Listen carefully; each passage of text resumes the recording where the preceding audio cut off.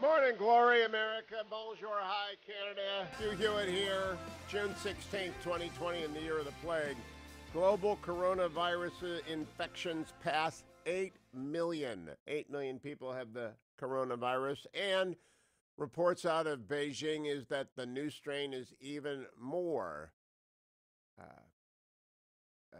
not deadly. It transmits even easier, so that we expect it to spread more rapidly than round one. So the warning remains the same, which is if you are old and you are infirm or you have an underlying condition, you really don't want to go out. And when you go out, you should always wear a mask. And because of the infirmity of others around you, you should wear a mask in public places. I know most of you have stopped doing that, but we're going to live with this until after we have a vaccine and better therapeutics, and stay in shape.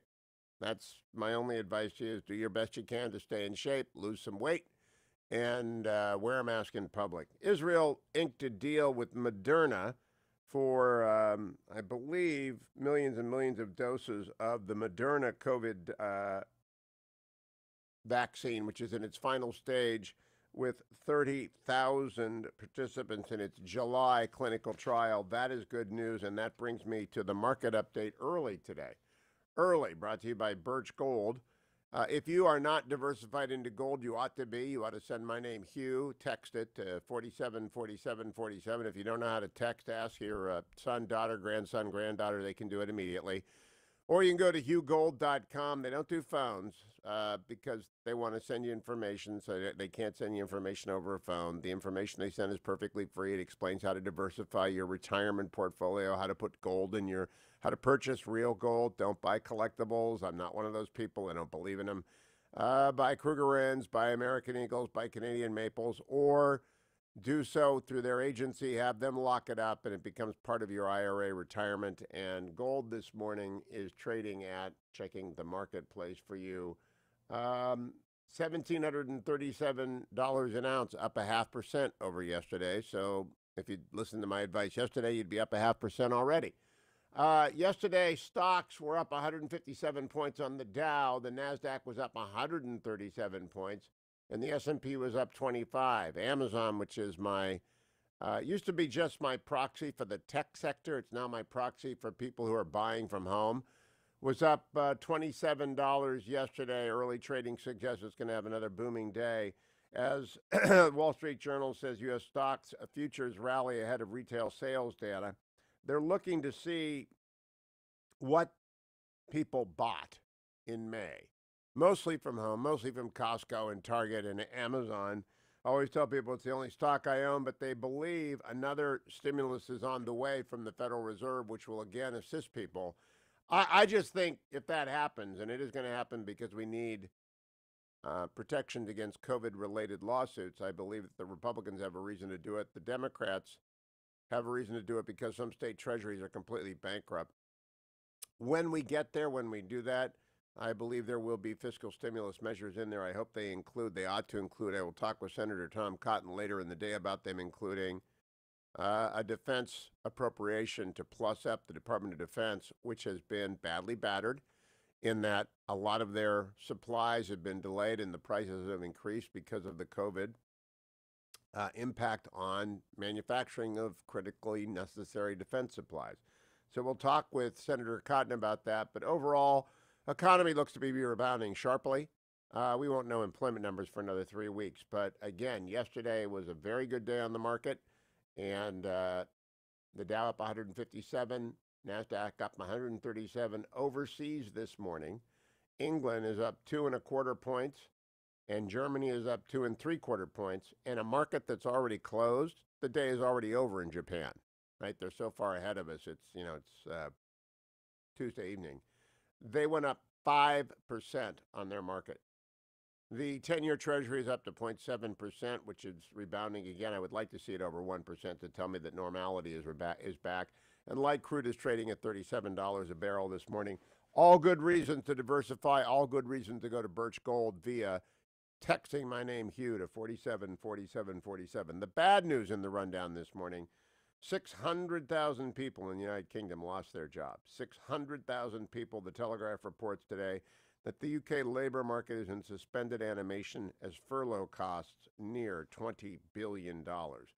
The big news of yesterday, though it wasn't big news, was actually what Ben Carson said on this show yesterday. We kind of drove headlines all over the place when he said he was going to work on the president's position on the national anthem.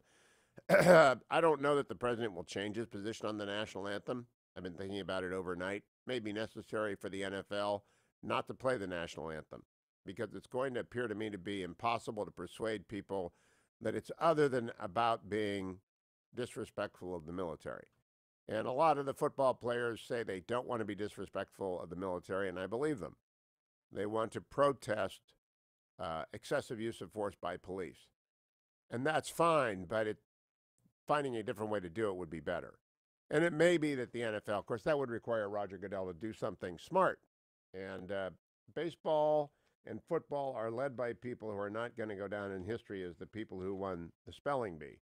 In fact, Major League Baseball Commissioner Rob Manfred said yesterday there will be no baseball season at all in 2020.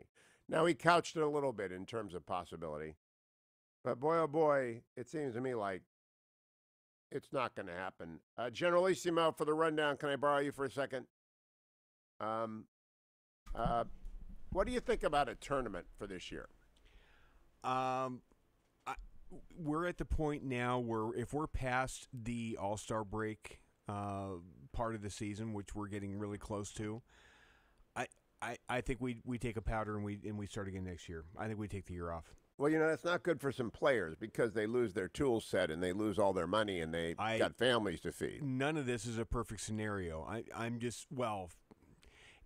Who it hurts is the minor leaguers. The major leaguers, it doesn't hurt as much. The major leaguers, they even minimum salary, they can actually go a year without the pay. What I'm thinking about is now maybe just a tournament. And the World Series of 2020. Well, as long as you don't have it count for anything and you don't apply it to historical stats, that's fine. No, I mean the stats would count and the ring would count, but it would have an asterisk next to it. And my idea just like an Astros year. Yeah, 13 game. How many teams we got? 32. 30. So it's 16. 30 games, 15 2-team. You work it out in your head. 13-game series, then 11-game series, then 9-game series. But what do the games look like? Nine-inning games. 9 real games, but it's a tournament, so you're not playing everywhere. It's a play-out. So if the Tigers, as I hope would happen, go out in the first round, they're out. And the Indian, it's a little mini season after mini season. It's like the NC2As, but it's in baseball format.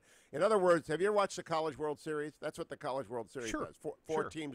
Four teams play in. They play a 7-game. So we have 30 teams play in, but you start them with 13-game seasons, then 11-game playoffs, then 9, and then 7 until the end. That's fine. But, yeah, as far as a season, you're really not going to We're not having a season. You're really not going to have one. We're not. 50 games isn't a season. 50 games is spring training. If you do the tournament now, how do you compensate the players? How does that However many work? games they play total, they get that prorated amount of their salary they were supposed to Is receive. the players' union going to go along with that? No. And, of course not. So, but they ought, by the way, it's for the longest number of games played. So, however many games they play, the longest number applies retroactively to everyone. If you lose, you don't lose your whole season. That's gambling. Yeah. Okay. Anyway, I will come back to the Supreme Court case afterwards, but that's the rundown. I want to explain the Supreme Court ruling is not what you thought it is. It's not a big deal.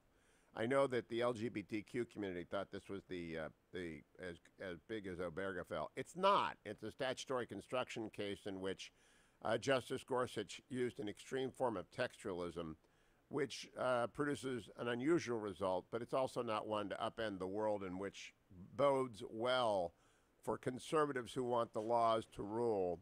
It just means you've got to draft more carefully. Chief Justice Roberts voted with him to make sure he got to write the opinion, but it's Justice Gorsuch's tick. He's an extreme textualist. That's what you get. So don't tear your hair out, conservatives. It's not that big of a deal.